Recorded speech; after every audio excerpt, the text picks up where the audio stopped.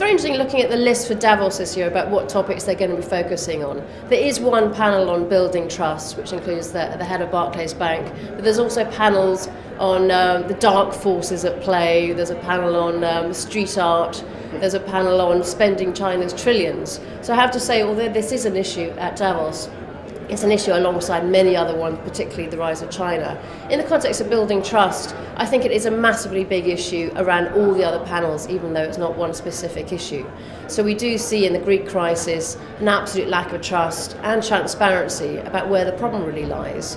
We learnt today that the Germans might be willing to expand extra money to the Greeks, but they don't trust them to actually really do the structural reforms. The German banks are concerned about their exposure to the Greeks, but they don't know how big it is. And investors don't know how big the exposure is of other banks to the Greeks. So just in terms of levels of transparency, is that a debt issue or is that a trust issue? It's actually a mixture of both. But unfortunately, it's going to be very hard to resolve issues of trust quickly. The panel at Davos is going to be looking at building trust. I think the issue really is for the financial community. It's about rebuilding trust, both in the system underlying it. So a few years ago in the Financial Times, we had a series on the future of capitalism, which is perhaps rather optimistic.